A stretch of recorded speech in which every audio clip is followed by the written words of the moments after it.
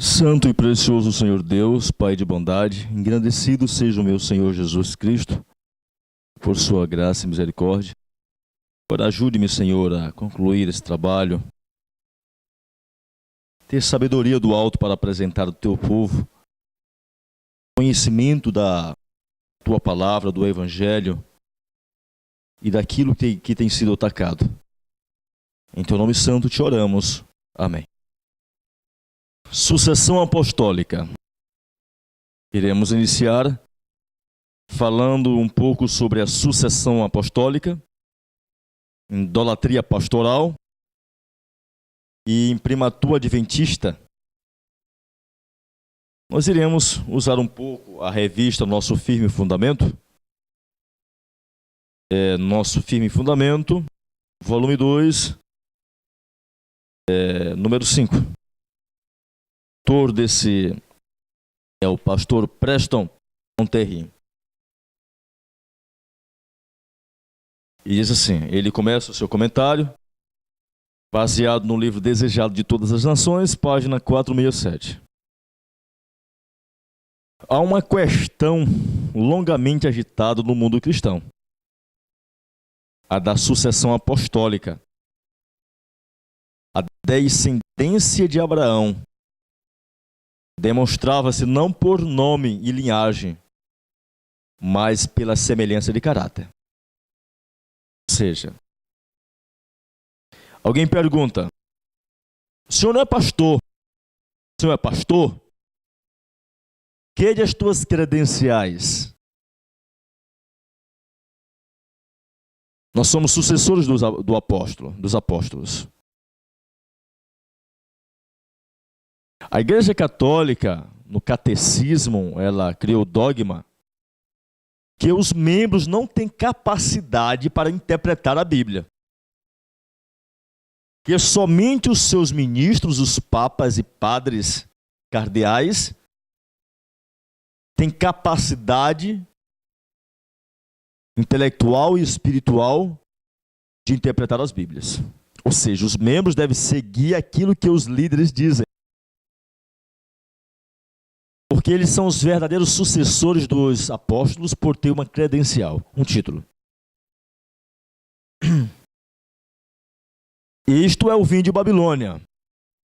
Este vinho de Babilônia hoje é dado nos seminários da Igreja Adventista para os estudantes e ele sai de lá com a mente católica romana, que eles são os verdadeiros sucessores dos apóstolos por cursarem 4 anos de teologia e por ter uma credencial. Mas olha o que a palavra de Deus diz bem aqui sobre o que é ser um sucessor verdadeiro dos apóstolos. A descendência, há uma questão longamente agitada no mundo cristão, a da sucessão apostólica. A descendência de Abraão demonstrava-se não por nome e linhagem, mas pela semelhança de caráter. Ou seja, os judeus, eles odiavam os gentios porque eles eram da descendência de Abraão. Uma certa vez alguém falou para Jesus, olha, nós somos da descendência de Abraão. E Jesus disse, olha, se vocês fossem da descendência de Abraão, vocês praticariam as obras de Abraão. Se eu quiser, eu farei dessas pedras aqui nascer filho de Abraão. Ou seja, Jesus veio mostrar que um verdadeiro descendente de Abraão é aquele que se assemelhava com Abraão no caráter. Se ele não tivesse as semelhanças do caráter de Abraão, então ele não seria um descendente de Abraão. Assim, a sucessão apostólica não se baseia na transmissão de autoridade eclesiástica, mas nas relações espirituais. Da mesma forma, hoje, um verdadeiro sucessor dos apóstolos não se baseia nas transmissões de autoridade, ou seja, imposição de mãos ou credenciais. Mas nas relações espirituais, nas mesmas relações que os discípulos tiveram com Jesus, é isso que constitui um obreiro, uma pessoa cristã, um verdadeiro sucessor dos apóstolos. Diz mais. Uma vida influenciada pelo Espírito dos apóstolos é o que constitui uma pessoa sucessor dos apóstolos. A crença e ensino da verdade por eles ensinadas, aqueles que ensinam as verdades que os apóstolos ensinaram, e este é um verdadeiro sucessor dos apóstolos. Eis a verdadeira prova da sucessão apostólica. E isto é que constitui os homens sucessores dos primeiros mestres do Evangelho. É isso aqui. Então, hoje, aqueles que constituem os grandes apóstolos são aqueles que têm uma vida semelhante à dos apóstolos, que pregam as verdades que eles pregaram, certo? Que têm uma crença verdadeira nos ensinos da palavra de Deus. O desejado de todas as nações, página 467. Diz o pastor Monteiro: Cristo mesmo, o Verbo de Deus encarnado, é a rocha sobre a qual a igreja de Deus está edificada. O próprio apóstolo Pedro compreendia essa verdade. Ele declarou em 1 Pedro capítulo 2, versos de 6 a 8. Eis que põe em Sião uma pedra angular, eleita e preciosa, e quem nela crer não será de modo algum envergonhado. Para vós outros, portanto, os que credes é a preciosidade, mas para os descrentes a pedra que os construtores rejeitaram, essa vê-se a principal pedra angular, e pedra de tropeço, rocha de ofensa.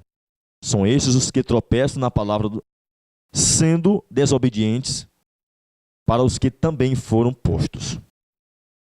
O apóstolo Paulo reconhece que o próprio Jesus Cristo é a pedra angular, o fundamento da igreja. Moisés descreve o próprio Deus como a rocha. Mas, onde os líderes, idolatria pastoral, diz o pastor Monteiro: meu coração sofre e fica perplexo quando vejo alguns princípios da sua antiga igreja, que é a Igreja Católica Romana, insinuando-se na Igreja Adventista do Sétimo Dia. A Igreja Adventista do Sétimo Dia, tenho percebido cada vez mais a mentalidade católica romana, que crê que se o sacerdote, neste caso, porém, um ancião, o pastor, ou qualquer líder da igreja, não apoia uma determinada ideia, ensino ou prática, a despeito do fato de estar biblicamente correta e baseia-se em um assim diz o Senhor, ele não é digna, ela não é digna de consideração dos leigos. Este modo de pensar é dominante nos países onde o catolicismo romano tem sido a religião oficial do Estado por séculos. Ou seja, o que o pastor está dizendo aqui é que hoje, se um membro leigo prega uma verdade, prega um sermão, escreve um folheto, escreve um livro, e se esse folheto, este livro, não tiver a assinatura do pastor da associação, então esse sermão, esse pastor, essa pessoa não deve ser reconhecida perante os membros, porque não teve o apoio do ministério sacerdotal. Hoje, dentro de nossa igreja, os líderes, eles têm levado os membros a olhar para os pastores como se fosse um Deus. No livro O Ômega da Apostasia do pastor Ron, a página o livro Ômega do pastor Levis, publicado pela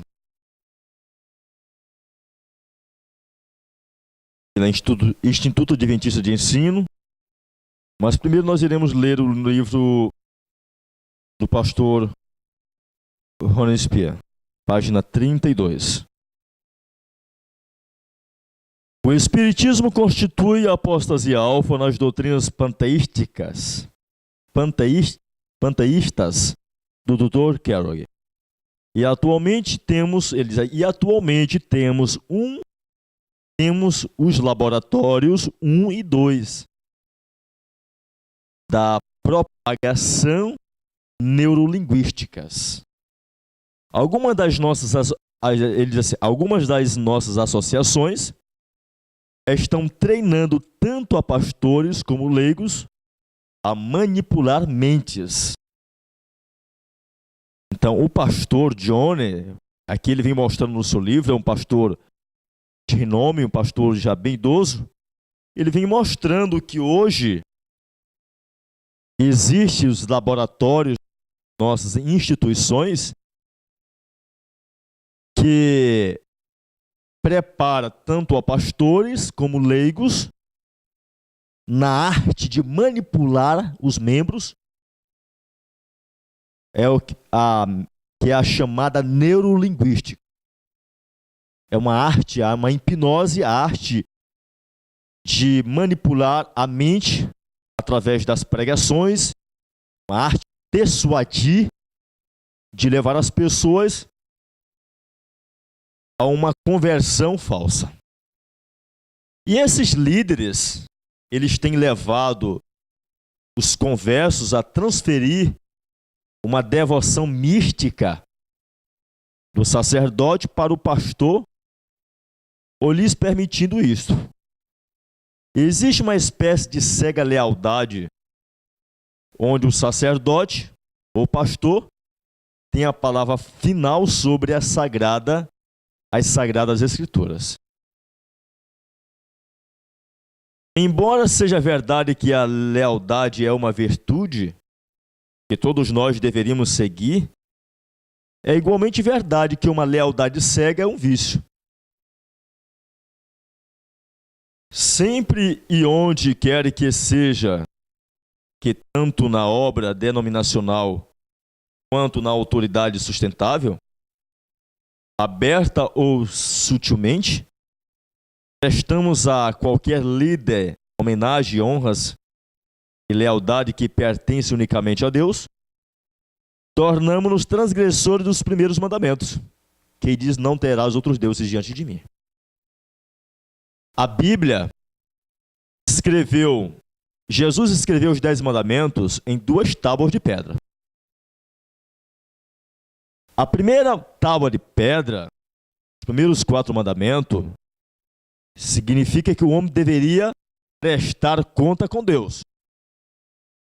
Aquilo que era entre Deus e o homem era somente entre Deus e o homem. As outras 6 mandamentos, na segunda tábua de pedra, era referente o homem com o homem.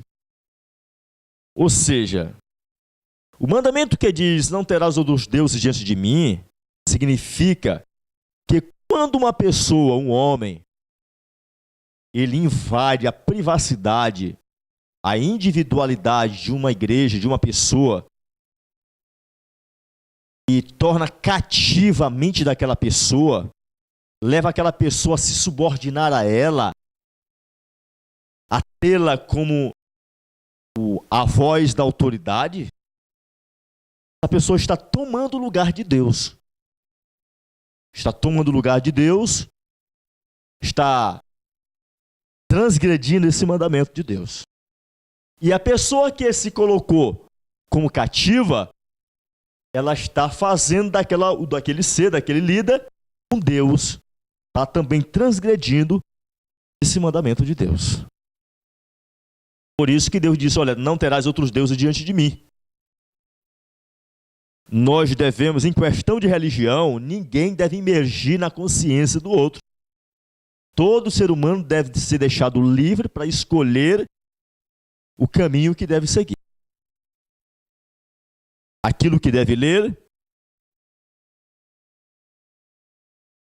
Mas não é de admirar que a inspiração tenha deixado claros conselhos aos ministros e líderes adventistas a respeito deste assunto.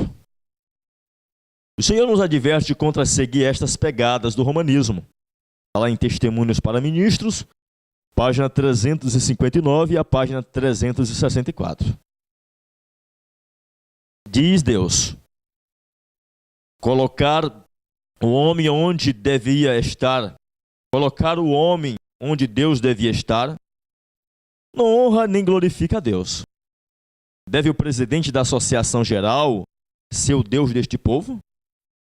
Ellen White pergunta: deve os homens de Battle Creek serem considerados de sabedoria infinita? Quando o Senhor trabalha no coração e no intelecto humano, serão estabelecidos diante do povo princípios e práticas diferentes destas. Deixai-vos, pois, do homem. O Senhor tem uma controvérsia com o seu povo sobre esta questão. Ou seja, Deus tem uma controvérsia com os ministros com respeito a eles quererem dominar a mente do povo. E o Senhor tem uma controvérsia com o povo deles se deixarem tornarem-se cativos de outra mente humana. Esta falência espiritual, lealdade cega, não é tão simples como possamos pensar. Definitivamente, ela tem alguma de suas raízes no ambiente geopolítico e sociológico que circunda a igreja. Hoje, assim como nos dias de Cristo. Então, assim como foi nos dias de Cristo, hoje é nossos dias. Tem mais raízes lá fora, ou seja, no mundo político, no mundo hoje que vivemos. Por exemplo, nos dias dos gregos, as pessoas ricas, os homens mais elevados, eles pensavam e tinham os escravos que trabalhavam para manter eles. Eles só pensavam. Hoje também no mundo lá fora existe aqueles que pensam e existe aqueles que servem. Então, a igreja hoje também existe a liderança que pensa que é a cabeça e os líderes que só escutam e seguem aquilo que é a chamada cabeça que a igreja diz, enquanto o cabeça é Jesus. Então, diz o livro Desejado de Todas as Nações, página 550. Nos reinos do mundo, a posição implicava em engrandecimento próprio. Supunham-se que o povo insistia para benefício das classes dominantes. Influência, fortuna, educação, eram outros tantos meios de empolgar as massas para proveito dos dirigentes. As classes mais altas deviam pensar, decidir, gozar e dominar. As mais humildes cumpria obedecer e servir. A religião, como tudo mais, era uma questão de autoridade. Do povo esperava-se que acreditasse e procedesse segundo a direção de seus superiores. O direito do homem como homem pesa e age, de pensar e agir por si mesmo, era inteiramente postergado. Ou seja, era eliminado. O homem não deveria pensar e agir por si próprio, mas aqueles que fossem mais ricos, que fossem mais educados, que fossem mais elevados, deveriam agir e pensar por aqueles que eram os chamados ignorantes. Então, hoje, quando eu entrei dentro da Igreja Adventista Sétimo Dia, encontrei esse quadro. quando eu entrei e comecei a preparar algumas apostilas sobre vestuário, me lembro na época, as pessoas pegaram as apostilas e levavam para o pastor. E quando o pastor dizia que era correto, eles votavam, irmão, realmente isso aqui é correto. Mas quando o pastor dizia, irmão, isso aqui é heresia, ele chegava, irmão, olha, isso aqui é heresia. Diziam para mim. Quando foi uma vez, eu preparei uma apostila e o rapaz levou, e quando ele voltou, ele chegou assim, irmão, realmente isso aqui está certo. Eu disse, mas o senhor foi a mão do pastor, e ele que falou para ti que estava certo, não foi verdade? Ele, não, irmão, eu falei, foi sim, rapaz. Falei a verdade. Então hoje, os membros não sabem pensar. Havia respeitado os sacerdotes e rabins por sua inteligência e aparente piedade, os judeus. Em todos os assuntos religiosos, sempre tinham rendido implícita obediência à autoridade deles. Todavia, agora viam esses homens procurando desacreditar Jesus, mestre cuja virtude e conhecimento fulguravam mais a cada novo assalto. Olhando para as abaixadas frontes dos sacerdotes e anciões, aí viam derrota e confusão. Maravilhavam-se de que os principais não crescem em Jesus, quando seus ensinos eram tão claros e simples. E não sabiam que direção tomar. Que direção haviam eles próprios de tomar. Com viva ansiedade observavam os movimentos daqueles cujos conselhos sempre tinham seguido. O povo estava confuso nos dias de Jesus. Eles olhavam Jesus pregando a verdade pura. Olhavam para os dirigentes e eles não davam crédito em Jesus. E eles diziam, e agora? Ele prega a verdade, mas os líderes não acreditam, não creem.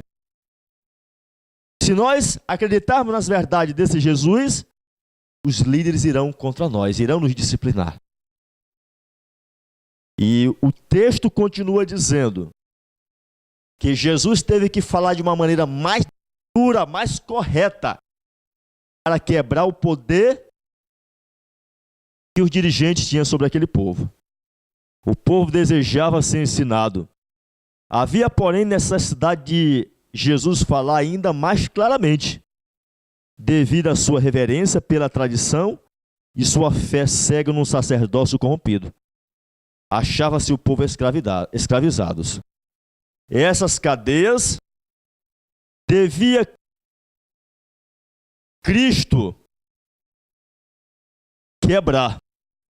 Era preciso expor mais plenamente o caráter dos sacerdotes principais e fariseus.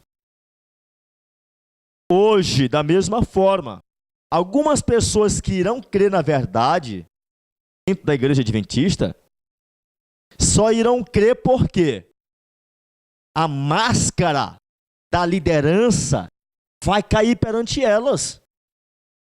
Porque os servos de Deus têm falado de maneira correta. Deus está levantando homens para falar a verdade como ela é e desmascarar essa apostasia ômega, uma falsa preparação para a chuva cirúrgica, uma falsa reforma, um falso reavivamento. Então as pessoas sinceras irão ver em que armadilha elas se encontram.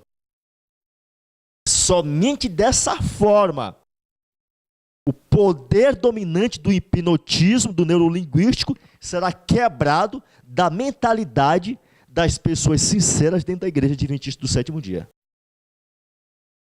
Esse negócio de muitas pessoas dizerem, irmão Ronesse, irmão, vai devagar, irmão, não pode ser. Irmã, Deus não tem a palavra suave para ninguém. Certo? A mensagem deve ser dada como ela é. Creia o que não creia. E doa o que não doa. Certo? E que Deus nos guarde para assim podermos dar essa mensagem. Certo? Que Deus nos dê poder, nos guarde, porque Ele irá fazer e tem feito. Tem feito. Ainda não morri porque Deus não quis. Porque Deus ainda tem uma obra para mim ainda. Porque o tanto de armadilhas perseguição que tem tramado contra a minha pessoa não é brincadeira. Muitos que estavam convencidos, o texto que acabamos de ler foi o Desejados, página 611. Muitos que estavam convencidos que Jesus era o Filho de Deus foram transviados pelo falso raciocínio dos sacerdotes e rabins. Página 458 do próprio livro. Muitos hoje em dia se acham enganados da mesma forma que os estavam os judeus. Os mestres religiosos lêem as Escrituras à luz de seu próprio entendimento e das tradições. E o povo não examina a Bíblia por si mesmo, nem julga por si o que é a verdade, mas renuncia ao seu próprio juízo e confia a alma aos guias. Desejados 459. Muitos hoje em dia, dentro da igreja, se encontram da mesma forma como estavam os judeus. Os líderes leem a Bíblia por eles, dizem aquilo que é correto e o que não é correto. Os membros não lêem, não estudam o Espírito de profecia. Estão tão levados pelo diabo numa ganância de ficar rico, de ter casa boa, casa bonita, carro bom, de pôr os filhos nos melhores colégios, que não tem tempo para ler a Bíblia com o Espírito de profecia. Muitos dizem, não, os livros são caros. Caro é a televisão que você compra para tua mulher assistir as novelas. Certo? Caro é o computador que tu compra para tua filha namorar no Orkut. Isso que é caro. Os livros da palavra de Deus, que vai te trazer a salvação, venda a televisão e compra os livros e procure ler. Porque senão você vai permanecer enganado como um filho do diabo. Contudo, em questão de consciência, a alma deve ser deixada livre. Ninguém deve controlar o espírito de outro, julgar por outro, ou prescrever-lhe o dever. Ninguém, em questão de religião, deve dizer o que o outro deve fazer, o que o outro deve comer, o que deve vestir. Ninguém. Pregue a palavra e deixa que ele decida o que vai comer, o que vai vestir. Deixa que ele decida. Ninguém deve obrigar ninguém. Diz mais. Deus dará a toda a alma a liberdade de pensar. Cada um deve pensar. A liberdade de pensamento. Por isso que eu estou aqui com a Constituição bem aqui. Mostrando que todos têm a liberdade de expressar aquilo que está escrito, que está na sua consciência. Deus dá a toda a alma a liberdade de pensar e seguir suas próprias convicções. Cada um de nós dará conta de si mesmo a Deus. Romanos capítulo 14, versículo 12. Ninguém tem o direito de imergir sua individualidade na de outro. Em tudo quanto envolve princípios, cada um esteja inteiramente seguro de seu próprio ânimo. Desejados, página 550. Então, liberdade religiosa, liberdade de expressão, liberdade de pensamento, todos devem ser deixados livres para escolher, para ler, para assistir uma reunião ali, e sem ser disciplinado, sem ser cortado. Mas vá o membro assistir uma reunião de uma palestra, vai o membro ler um folheto desse, com certeza ele, cortado. Imprimatur adventista. O autor continua. É triste ter de dizer que aqueles aos quais é pregada a mensagem da verdade, raras vezes pergunta: é verdade? Mas quem é que defende essa verdade? Tem algum pastor defendendo? Muitos disseram para mim, irmão, mas quantos pastores tem defendendo essa verdade que o senhor defende? Multidões têm avaliado a verdade pelo número dos que aceitam e fazem-se ainda a pergunta: creu qualquer dos homens eruditos ou dos guias religiosos? Isso aqui está no Desejados 459. Quando Ellen G. White escreveu o Desejados que Deus deu a ela, foi após a rejeição da mensagem de 88. Deus vem mostrando que a igreja era idêntica aos fariseus dos dias de Jesus. Então, creu alguém na mensagem que você prega? Quantos pastores tem? Ah, mas tem muita gente crendo nessa verdade? Não, irmão, só tem 2, 3, então não é de Deus.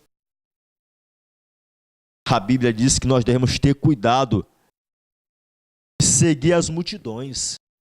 Cuidado em seguir as multidões. Foi o livro impresso pela Revista Adventista? Quando alguém pega, nós apresentamos um livro desse, a primeira coisa que os membros fazem é olhar. Mas aqui não tem um símbolo da casa publicadora. Não, irmão, quero não.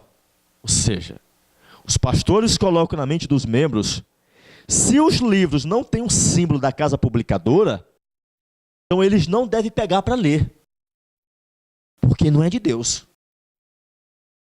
Então, hoje, a casa publicadora está em apostasia, a liderança está em apostasia.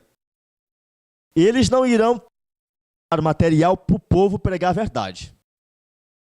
Por exemplo, hoje, dentro da nossa igreja, os pastores, dia de sábado, a liderança dá uns folhetinhos para os membros entregar. Tico de verdade nos folhetos. Só propaganda. E os membros saem como virgem louca, entregando os folhetos sem verdade nenhuma. Então, chamado imprimatur adventista. Olha o que diz mais o grande conflito, página 596. Conquanto a reforma fizesse acessível a todos as escrituras, o mesmíssimo espírito que Roma manteve impede também as multidões nas igrejas protestantes examinarem a Bíblia por si mesmas. São instruídas a aceitar os seus ensinos conforme são interpretados pela igreja. E há milhares que não ousam receber coisa alguma contrária ao seu credo ou ao ensino adotado por sua igreja, o mais claro que esteja revelada nas Escrituras. Multidão, muitos não lê nada, não crê em nada, não assiste um DVD, não pega uma revista para ler, um folheto para ler, publicado pelos movimentos leigos, pelos grupos leigos, a não ser aquilo que vem. Vamos dar um folheto para um membro da igreja, ele diz, não, irmão, já sei de tudo. Vamos dar um folheto sobre o santuário, ele diz, não, isso aqui eu já conheço. Conhece o que os membros conhecem? Não conhece nada. Chegue perante uma igreja adventista de 500 membros e mande os membros de um por um ficar na fila para dar uma explicação sobre a expiação, para ver se você encontra alguém. Mande alguém dar uma explicação do santuário para ver se consegue explicar o quê? Mande alguém dar uma explicação da mensagem de 1888 para ver se alguém consegue explicar. Mande alguém dar uma explicação correta da reforma Pro Saúde, como foi explicado aqui através do material do pastor Gilbert, para ver se alguém consegue. Mas os membros de nós, irmãos, isso aí a gente já sabe, conhece nada. E se conhece, por que não pratica? Se conhece, por que não vive? Se conhece, por que não ensina na igreja? Uma certa vez eu estava na cidade de Paraguaminas, estado do Pará. Era um sábado à tarde, estava pregando para uma multidão de pessoas da igreja, na casa de um irmão, estava muito cheia a casa, quando vem um obreiro enviado pela organização. Ele vem, chegou e nem pediu licença, passou pelo meio e gritou comigo lá, falou, ei, tudo que você ensina aqui nós ensinamos para a igreja. Falei, ô meu amigo, em primeiro lugar, o senhor é um mal educado, não estou na tua igreja, eu estou aqui na casa desse irmão e ele me deu toda a autoridade para pregar o evangelho. E eu perguntei, irmãos, este homem aqui tem ensinado as verdades, vocês a guardar o sábado, a não cozinhar no sábado, não esquentar a comida no sábado? Ele tem ensinado essas verdades para vocês? O dono da casa, com todos os membros, disseram, este homem nunca ensinou verdade nenhuma, a igreja que nunca ensinou essas verdades para nós.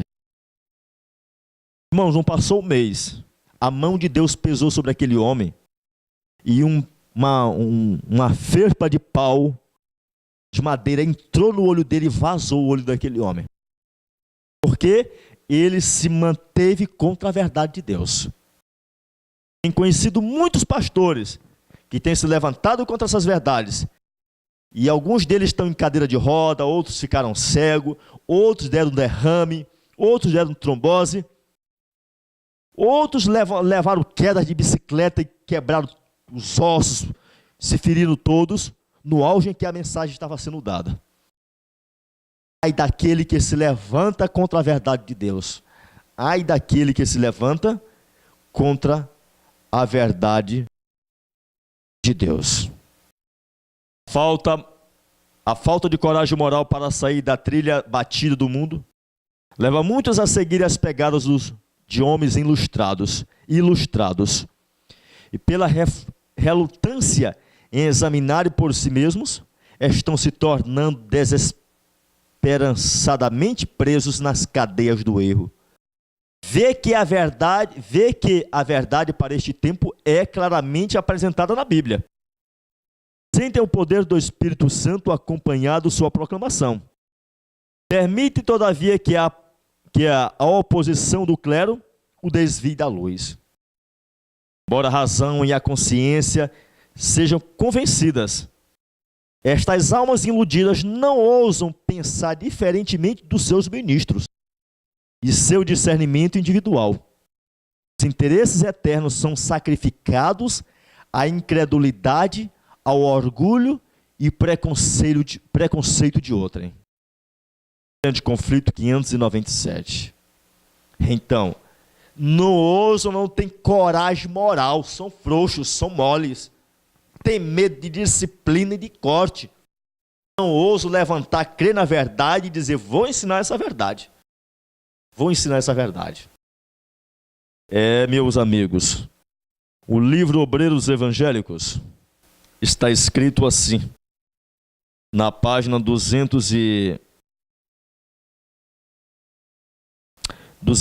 301. Não importa por meio de quem seja a luz enviada, devemos abrir o coração para recebê-la com a mansidão de Cristo. Mas quando se apresenta um assunto controvertido, despejam pergunta em cima de pergunta, sem admitir um ponto bem fundamentado. Possamos nós agir como homens que querem a luz, nos deu o seu Espírito Santo dia a dia e faça resplandecer sobre nós a luz de seu rosto, para que sejamos alunos na escola de Cristo. Então, a Bíblia diz, não importa por onde a verdade venha. Uma certa vez Deus enviou a verdade a um homem por meio de uma jumenta. Certo? Então não importa se seja branco, se seja negro, que seja pobre, que seja rico, que seja leigo, que seja pastor, é a verdade, dá-me a verdade. Se seja por uma prostituta, que seja pelo ladrão, é verdade, é a verdade. Não importa por onde ela venha. Segundo, e quando se apresenta uma verdade, é pergunta em cima de pergunta, pergunta em cima de pergunta. Por que você não deixa de perguntar e vai examinar por si mesmo? Ore a Deus e peça iluminação do Espírito Santo e examine.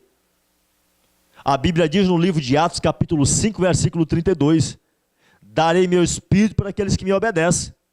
E lá no livro de São João, lá está escrito, o Consolador, o Espírito da verdade, vos guiará em toda a verdade. Se você quer conhecer a verdade, peça ajuda ao Espírito Santo. Se você tem desejo de praticar a verdade, então ele te guiará em toda a verdade. Mas muitos, quando o Espírito Santo lhe leva à verdade, eles voltam para trás. Eles acham que a verdade é muito grande. Eles acham que eles não devem e não podem sacrificar seus ídolos por causa da verdade. Ela tem um custo muito alto. Diz mais. Nossos irmãos devem estar prontos a investigar com sinceridade todo ponto controvertido. Se um irmão está ensinando um erro, os que se acham em posição de responsabilidade devem sabê-lo. E se está ensinando a verdade, deve colocar-se ao lado dele. Se o irmão está ensinando a verdade, o líder deve saber. Se é erro, ele deve agora chamar este membro que está ensinando o erro e provar para ele que é erro.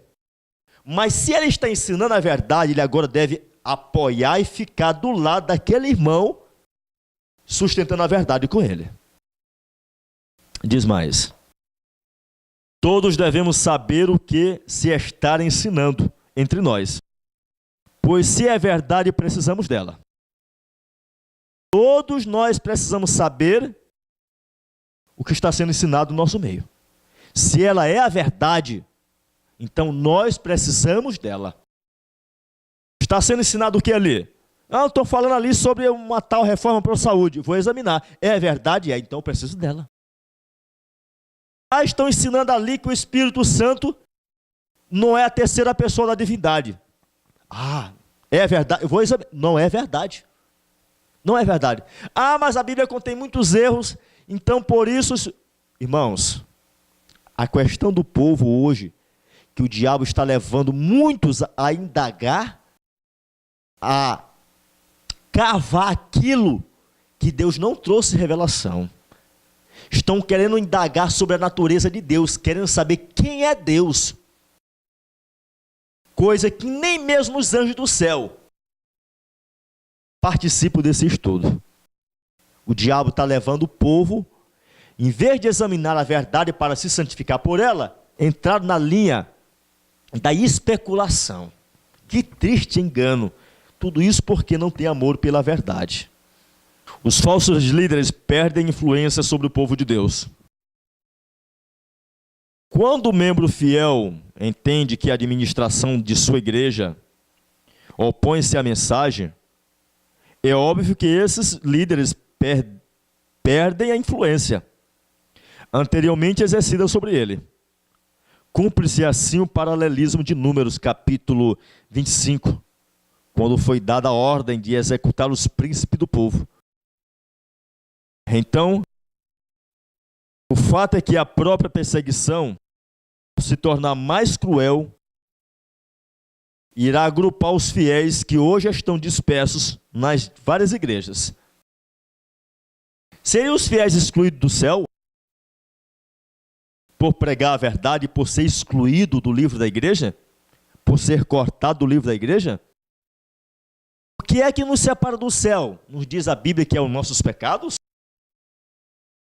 O que foi que Moisés disse a Deus? Senhor, risca-me meu nome do livro do teu livro. E o Senhor disse o que a Moisés? Moisés, riscarei o nome das pessoas do meu livro, somente das pessoas que pecarem contra mim. Que pecarem contra a minha palavra, a minha lei. Continuemos mais.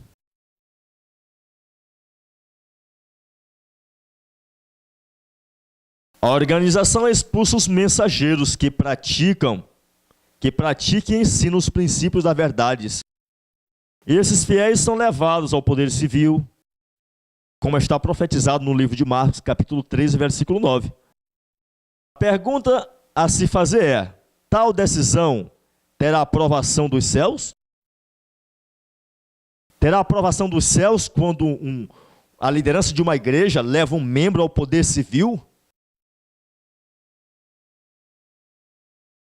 Tem a mão de Deus? Quando o líder de uma igreja corta um membro simplesmente porque está pregando a verdade? Entendemos uma coisa. Nos dias de Jesus Cristo, ele estava pregando, uma certa vez curou um jovem de nascença.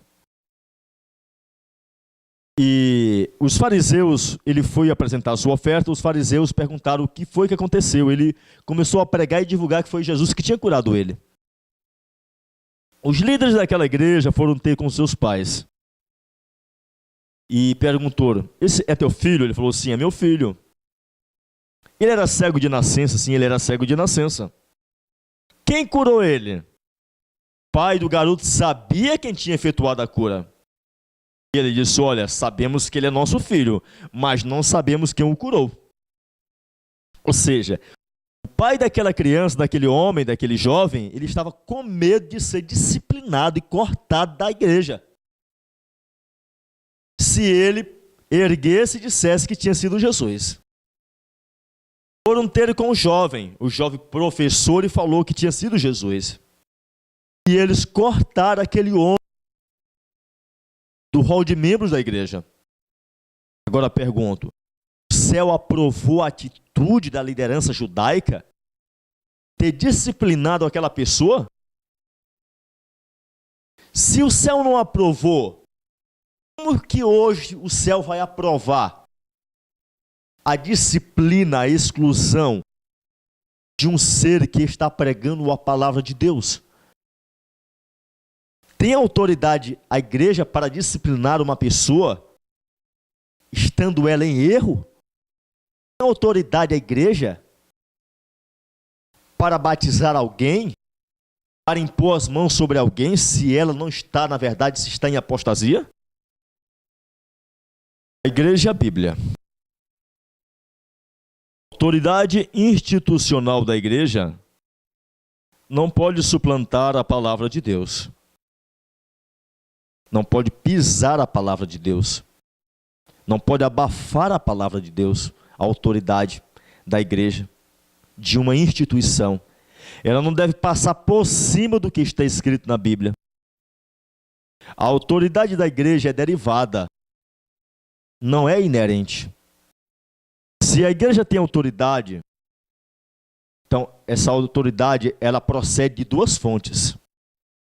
Ou da Bíblia ou do diabo. Mais.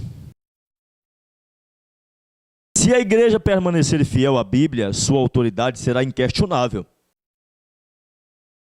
Os adventistas sinceros creem na infalibilidade das Escrituras, não na infalibilidade dos administradores, clérigos, educadores, teólogos, nem em experiências pessoais, comissões ou concílios da igreja. Eu creio na Bíblia, no espírito de profecia. Ah, mas o irmão tem 30 anos, 50 anos que é adventista. Não me importa 50 anos de apostasia. Creio na infalibilidade da Bíblia, do espírito de profecia. Diz mais. Não se pode separar o ofício de pastor da palavra de Deus. Se o ofício estar separado da palavra, se o pastor está separado da palavra, se ele não anda conforme a palavra, se uma liderança não anda conforme está escrito, não tem validade. Não tem validade, diz o autor do livro. A função sacerdotal de servo do ministério não pode ser separada da função profética, exortação. Deixar de ser um profeta, ou seja, um pregador da palavra de Deus, o ministro poderá continuar sendo reconhecido como um sacerdote. Não possuirá, todavia, o ofício da palavra. O ministro pode ter autoridade institucional, mas não autoridade divina. Ao mesmo tempo, a igreja institucional cujo ministério não está em harmonia com a palavra, não tem autoridade divina para impor as mãos da ordenança sobre ninguém. Ou seja, essa igreja, se ela não anda de acordo com a palavra, ela não tem autoridade de Deus para batizar ninguém, para receber dízimos, ela não tem autoridade para realizar casamentos, não tem autoridade. Falamos agora há pouco que a sucessão apostólica não se baseia em títulos em 4 anos e 6 anos de teologia, mas uma vida semelhante à dos apóstolos. Ah, mas agora você pode dizer, mas os ministros não podem batizar? Eu digo não. Mas você pergunta, mas a viúva pobre, quando recebeu aquela oferta, quando foi aquela bênção, Deus não disse para ela, as pessoas quando eram curadas, Deus não mandava a eles levarem as suas ofertas aos sacerdotes? E não estavam os sacerdotes em apostasia? Sim. Desejado de todas as nações, diz. Por 2 motivos Jesus mandava que aquelas pessoas levassem suas ofertas àquele sacerdócio. Não porque ele cresce que eles eram de Deus. Primeiro, porque de acordo com a lei de Moisés, quando uma pessoa era curada, devia se levar uma oferta. E esta lei iria finalizar-se com a morte de Cristo no Calvário. Segundo, os judeus estavam buscando qualquer tipo de rastígio, estavam vigiando Jesus 24 horas, para ter prova de que ele era um transgressor da lei. E Jesus agora, por esses 2 motivos, ele diz para aquelas pessoas levarem suas ofertas. Certo? Então, hoje, irmãos, nós devemos conhecer as verdades de uma forma que não venha nos tirar do reino do Senhor Deus.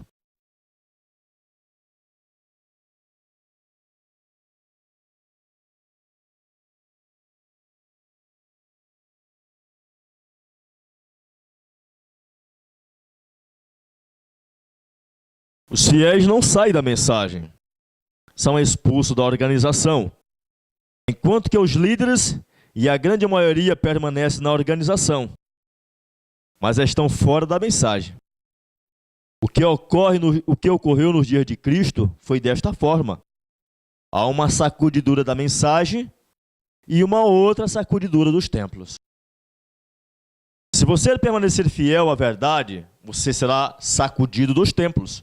Se você permanecer desleal à verdade, você permanece nos templos, mas é sacudido da palavra de Deus. O que significa apostasia? Está claro para você de que pertencer a uma organização religiosa e estar fora da mensagem significa apostasia? Ora, Judas pertencia à organização. Era um dos 12, mas estava fora da mensagem.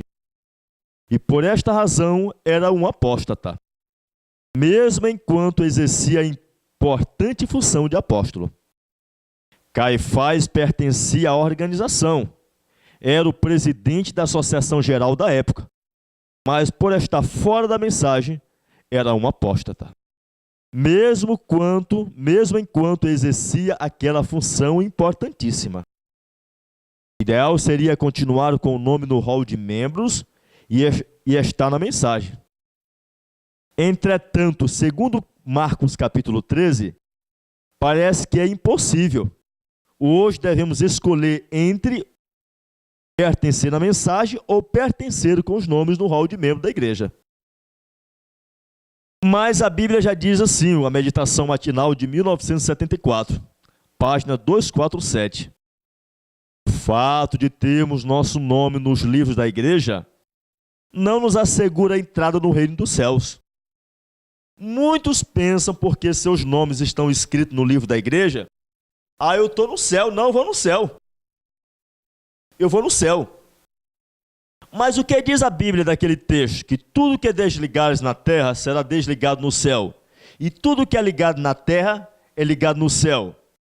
Olha, que a Igreja Católica usou esse texto para cometer perversidade. As pessoas eram desligadas das igrejas por não seguir os costumes do romanismo, e os padres diziam que estão no inferno, porque foi desligado da terra. Irmãos, quando a igreja pega um ladrão, um fumador de maconha, liga o seu nome no livro da igreja na terra, Jesus liga ele no livro do céu? Não. Da mesma forma, quando uma pessoa é dada injustamente do livro da igreja, Deus agora é obrigado a cortá-lo do livro do céu? Não. O pecado é que corta o homem do livro do céu. Somente o pecado. Somente o pecado. Conheço muitas pessoas que se retrataram, que têm medo de pregar a verdade, com medo dos pastores. Com medo de pregar a verdade, com medo dos pastores. A Bíblia já diz assim: importa obedecer a Deus do que aos homens. Importa obedecer a Deus do que aos homens. Quando ocorre a perseguição? Nesse momento nós iremos orar ao Senhor, agradecer e logo retornaremos. Senhor Deus, obrigado por nos dar a certeza de que nossos nomes estão ligados, está escrito nos livros do céu. Nos dê convicção e força para não negarmos a Tua verdade, mas permanecermos ao lado da verdade, do direito porque é direito. Em nome de Jesus. Amém.